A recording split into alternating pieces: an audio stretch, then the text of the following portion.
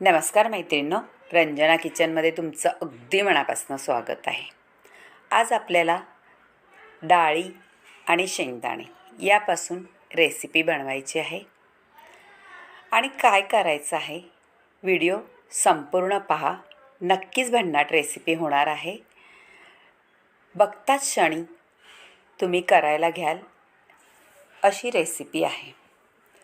आता ह्या डाळी आहेत तुरीची डाळ, चणा डाळ आणि मूग डाळ।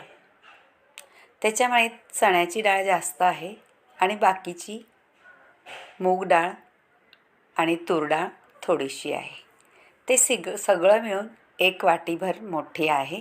ते भिजत घातलं होतं 2 तास आणि शेंगदाणे वाटीभर 2 तास भिजत घातले।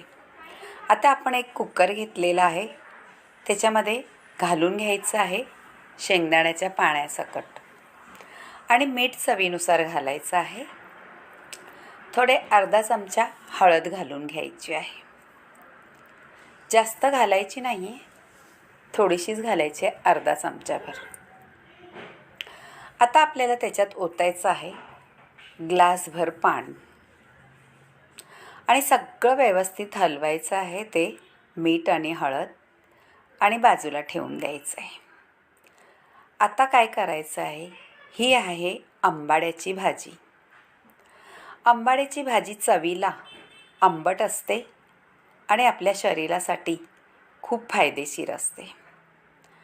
पोटाला आणि असं काही व्याधींसाठी आंबाड्याची भाजी खूप उपयोगी असते। आता ती निसून घेतलेली आहे, छान अशी त्याची पानं काढून घेतलेली आहे, थोडीशी देठही आहेत। आणि आंबाड्याची भाजी पहा अशी असते त्रिकोणी। आताच खळबळून धुवून घ्यायची आहे आणि पाणी पिळून काढायचं आहे। पाणी पिळून काढल्यानंतर आपल्याला बारीक कापून घ्यायची आहे। अशी थोडी थोडी घेऊन सुरीने कापायची आहे, अगदी बारीक। तुम्हाला जशी बारीक कापता येईल तेवढी बारीक कापा। थोडीशी मोठी राहिली तरी काही हरकत नाही। आंबाड्याची भाजी चवीला थोडी आंबट असते, पण खायला एकदम उपयोगी पडणारी शरीराला अशी आंबाड्याची भाजी आहे। आपल्याला आंबाड्याची भाजी कुठे मिळाली तर नक्की करून पहा, खूप सुंदर चवीची भाजी होते। आणि कधीतरी अशा वेगवेगळ्या भाज्या नक्कीच करून खा। आता कापून घेतलेली भाजी आपल्याला चणा डाळ, तूर डाळ, मूग डाळ आणि शेंगदाणे भिजवले त्याच्यामध्ये घालून घ्यायचे कुकरमध्ये। मी तुम्हाला थोडीशी दाखवलेली आहे। आता पूर्ण भाजी कापून आपल्याला कुकरमध्ये घालून घ्यायची आहे। आता झालेली आहे कापून आणि पूर्ण कुकरमध्ये घातलेली आहे भाजी। आपल्याला कुकर लावून 3 शिट्ट्या घ्यायच्या आहेत। अगदी मऊ लुसलुशीत अशी शेंगदाणे आणि सगळं शिजून होतं। आता मिक्सरच्या भांड्यात 4-5-6 मिरच्या आहेत, 10-12 लसणाच्या कांड्या आणि 1 चमचाभर जिरं। आता ओलं खोबरं किसलेलं आहे, ते 2 चमचे आपल्याला घालून घ्यायचं आहे आणि अगदी बारीक वाटून घ्यायचं आहे। आता मी बारीक वाटून घेते, त्यापूर्वी आपल्याला 1 कांदा आणि टॅमॅटो कापून घ्यायचा आहे। अगदी झटपट होणारी रेसिपी आहे आणि जिभेवर चव रेंगाळणारी अशी रेसिपी आहे। कांदा बारीक कापून घ्यायचा आहे, तसंच टॅमॅटोही आपल्याला बारीक कापून घ्यायचा आहे। 1 कांदा आणि 1 टॅमॅटो पुरेसे आहे। भाजी अगदी अप्रतिम होते आंबाड्याची। कधी तुम्ही खाल्ली का केली तेही मला सांगा आणि तुम्ही कोणत्या पद्धतीत करतात तेही मला कमेंटमध्ये जरूर कळवा।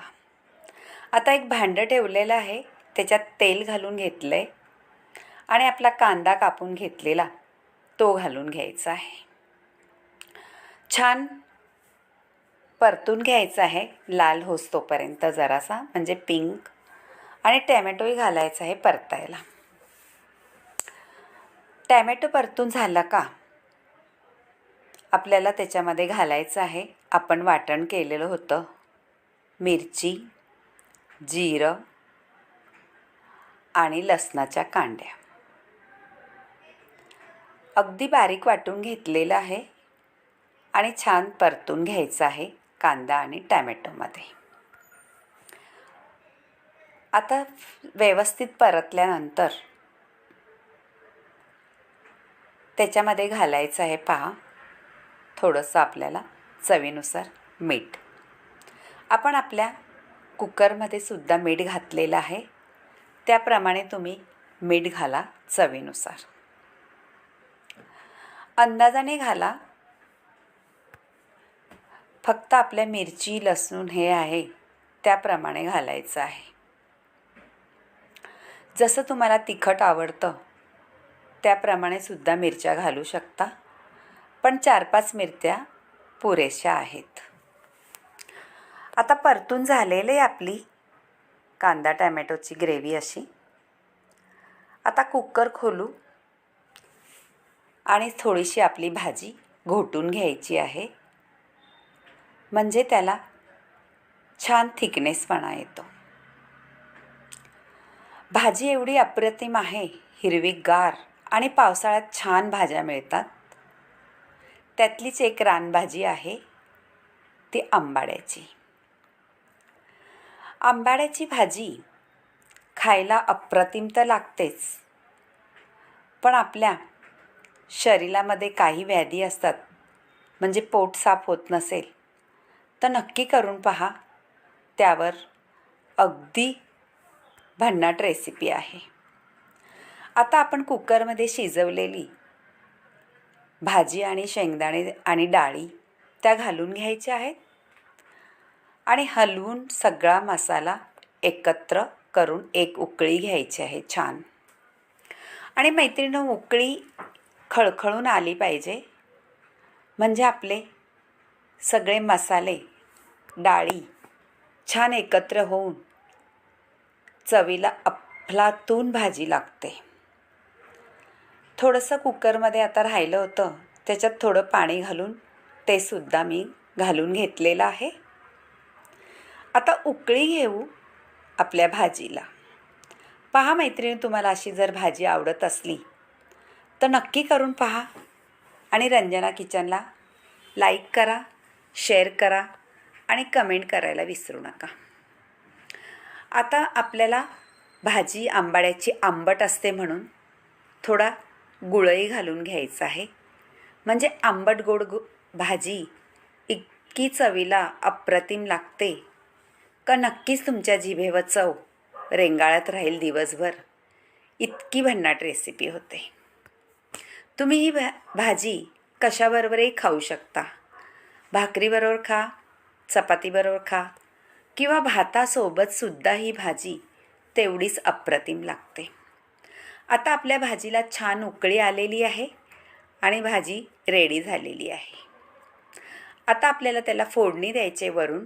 त्याच्यामुळे मी तेल तापून घेतलेले आहे. त्याच्यात जिरी, मोहरी, थोडंसं हिंग आणि आपल्याला लसणाच्या पाकळ्या ठेचून घालायच्या आहेत. अगदी फोडणी भारी बसते त्याला.